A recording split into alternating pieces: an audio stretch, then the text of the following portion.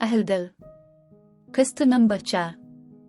नईम साहब रात होने को आई है, बच्ची का रू के बुरा हाल हो गया है। अब कॉल करें ना इरफान भाई को। मिसेज नईम को अजीब वहम सता रहे थे। क्या हो गया है आपको? कोई भी अपने बच्चे को ऐसे भूल थोड़ी जाता है। आ जाएंगे। नईम साहब अपनी बीवी को तसल्ली दे रहे थे। उनकी कोई बेटी नहीं थी, इसीलिए उनको इस बच्ची से भी प्यार था। हर आए दिन मिसेज नईम फातिमा के पास आकर उसे थोड़ी देर के लिए ले जाती थी। अभी वो सोचों में ही गुम थी कि वर बेल बजी। नईम साहब देखें भाई, भाभी होंगे। इनकी बात थी भाई, भाभी ही थे, पर इनकी बस लाश थी। खुद वो खालिक ने हकीकी से जा मिले थे।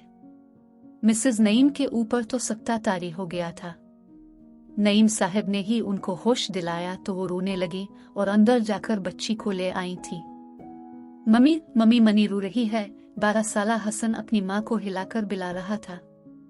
मिसेज नईम ने बच्ची को अरसलान को पकड़ा दिया, जो कि इनका बड़ा बेटा था और नन्ही बच्ची से प्यार भी करता था। नईम साहब इरफान और फातिमा को दफन कर आए थे। दीजी उठी ना, मुझे बहुत भूख लग रही है, खाना बनाए। उसने दीजी को झंझोर अलथा। रुक जा पत्थर, सब्र नहीं होता लड़की ने। दीजी प्यार भरी नजरों से उसे देख रही थी। दीजी आपको पता है टीचर ने मुझे स्टार दिया, बहुत बड़ा वाला। वो खुशी खुशी अपने सारे कारनामे दीजी को सुना रही थी और वो सुनती गई। इनको इससे बहुत प्यार था। इनकी कोई औलाद नहीं थी और ये बच्ची इनको 5 साल पहले मिली थी। जब वो नईम साहिब के बच्चों को कुरान पढ़ाती थी तब उन्होंने इस बच्ची को देखा था और मिसेज नईम, जो कि कैंसर की मरीजा थी, उन्होंने दीजी को अपने साथ बच्ची ले जाने की इजाजत दे दी थी, क्योंकि इनको अपनी जिंदगी का कोई भरोसा नहीं था। इसके बाद से वो दीजी के साथ उनके गाँव में रहती थी। दीजी जल्दी करे, फिर मैंने खेलने जाना है। वो चीखी तो दीजी माजी से वापस हाल में आ गई।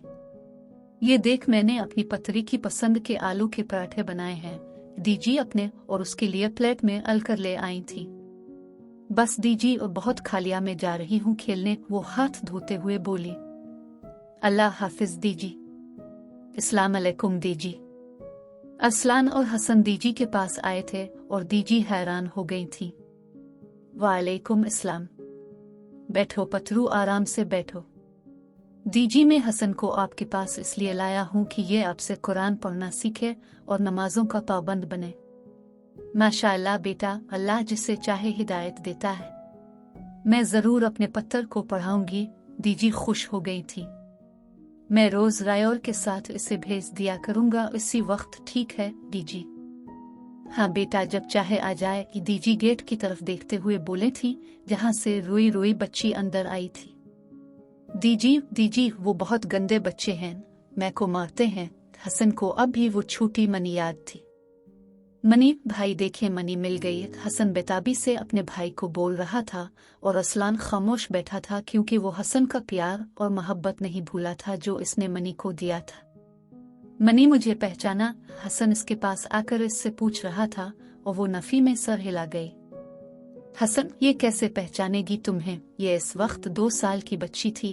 अरसलान हसन को बता रहा था और उसे याद आ गया कि वो तो छोटी सी थी, वो कैसे इसे पहचान लेती। इस दिन के बाद मनी रोज इस लड़के को अपने घर आते देखती थी। आहिस्ता आहिस्ता दोनों की दोस्ती भी हो गई थी। हसन अब जल्दी आ जाता था ताकि इसके साथ खेल सके और रोज इसके लिए चॉकलेट आती थी। अब वो चॉकलेट की इतनी आदी हो चुकी थी कि एक दिन हसन नहीं आया और न चॉकलेट आए। सारी रात रू रू के जब सुबह उठी तो बुखार में फूंक रही थी। मेरी पतरी को क्या हो गया है? दीजी इसके लिए सूप लेकर आई थी। दीजी, हसन भैया आज भी नहीं आएंगे क्या? वो रोते हुए पूछ रही थी। आज आएगा वो मेरी गुड़िया, अगर ठीक नहीं होगी तो चॉकलेट नहीं मिलेगी। जल्दी से सूप पी लो, फिर तैयार हो जाना। वो इसका माथा चूम रही थी। इसने जल्दी जल्दी सूप खत्म किया और तैयार हैकर बैठ गई। आखिरकार 4 बज गए और हसन आ गया।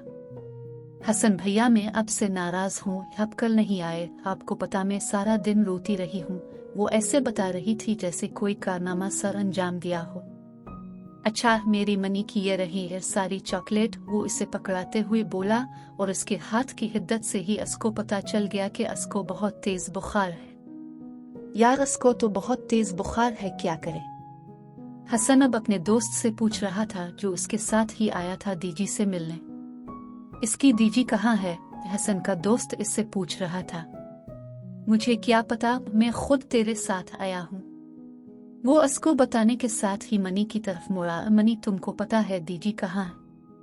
मनी जो रैपर उतार रही थी चॉकलेट के ऊपर से, इसकी बात पे रुक गई। हाँ, वो अंदर नमाज पढ़ रही हैं। ये हसन भैया, हम भी पढ़ लेते हैं, फिर खेलेंगे। वो वाश बेसन की तरफ भाग गई और वुजू करने लगी। हसन का दोस्त हैरान रह गया कि इतनी छोटी सी बच्ची कितने अच्छे तरीके से वुजू कर रही थी। दीजी उसको बहुत तेज बुखार हो रहा है, अब उसे एक्टर के पास ले गई। हसन अपने दोस्त का तारुफ करवाए के अब मनी के मुतालिक पूछ रहा था। नहीं पत्थर, मेरी खुद की टांगे खत्म हो गई हैं। बच्ची को लेकर कहाँ कहाँ जाऊं? मैंने इसे सूप पिलाया था, साथ दवाई भी दी थी, अब बेहतर है। नहीं दीजी, अभी मैंने खुद देखा, इसका हाथ इतना गर्म है, बुखार से फूंक रहा है। अब कहीं तो मैं उसे एक्टर के पास ले जाऊं? नहीं पत्थर, तेरा दोस्त भी है, कहाँ ले लेके फिरागा उसको? दीजी दोस्त की वजह से बोल रही थी, वरना वो हसन को अच्छे से जानती थी। दीजी अब फिक्र ना करें, मेरा दोस्त भी पुलिस ऑफिसर है, हम मनी को बाहिफाजत वापस लाएंगे।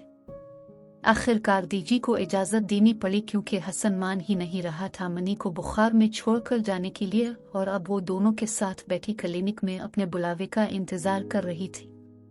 हसन भैया, इन भैया का नाम मुझे याद नहीं होता, मनी इतनी मासूम शक्ल बनाकर बोली थी कि हसन को हंसी आ गई।